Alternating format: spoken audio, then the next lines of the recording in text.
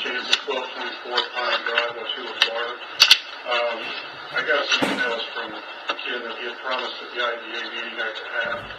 First question is, he has billed and the IDA has paid over $5,000 to Ken for the grand jury proceeding and presentment and repression hearings.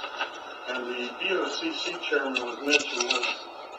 Have you or the BOCC been billed for any fees regarding the presentment or filing?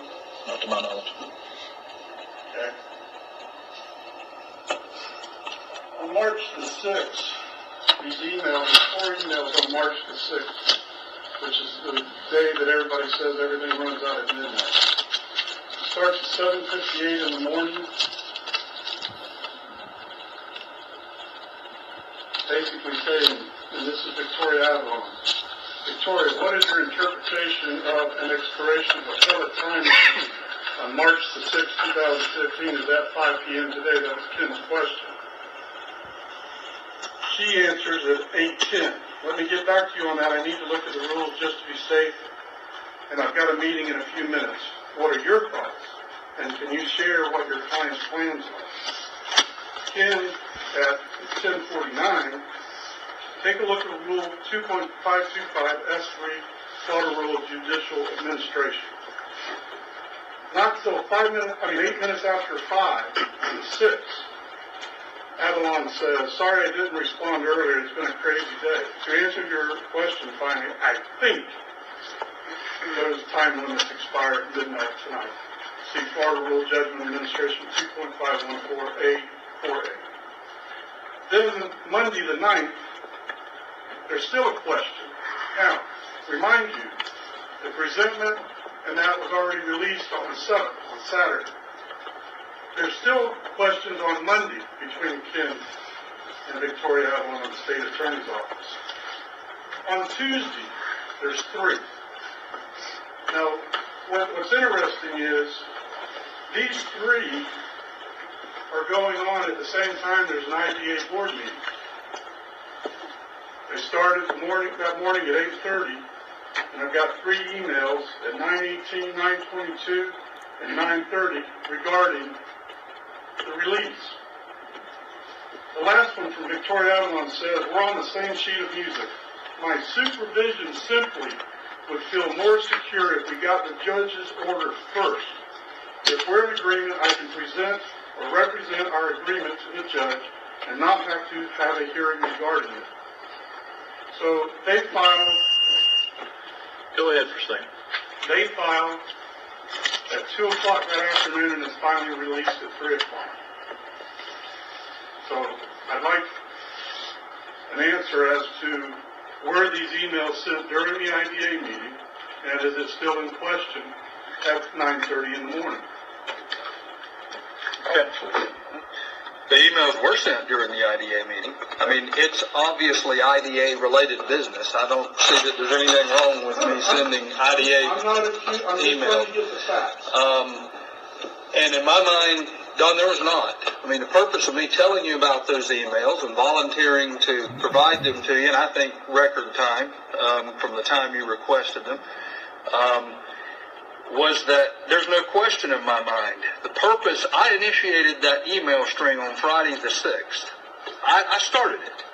And the intent I had in doing that was to make certain we were on the same sheet of music, nobody jumped the gun, and that we were in agreement. You know, you put the emphasis, you're reading an email, and you said, I think. You put that emphasis there. How about if it's read, I think? That, that's her opinion. She is the state attorney handling that matter. Right, and that is her opinion. Language, I think. It's not, and then later,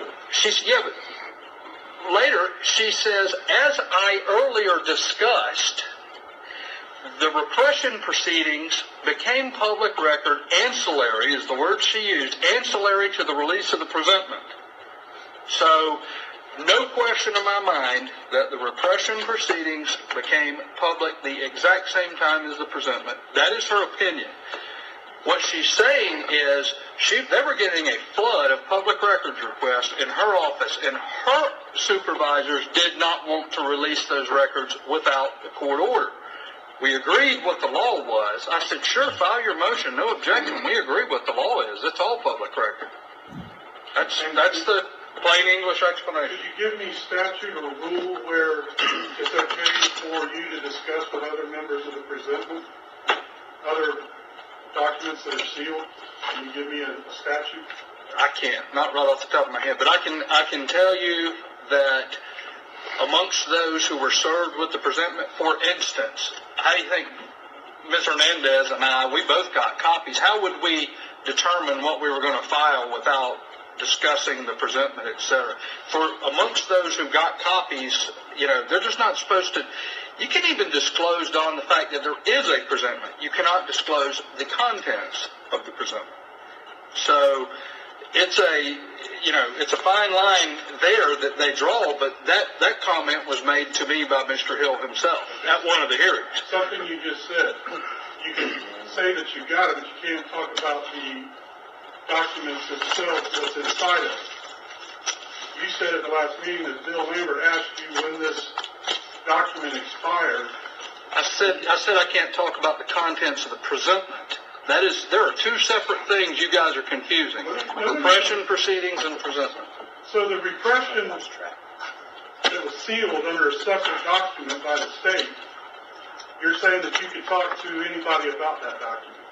I believe, Don, and I said this in the IDA meeting, when people were served a copy of that presentment, they have the right to know when it becomes public record. And again, so I can get the facts, could you look up and tell me what statute or rule that applies?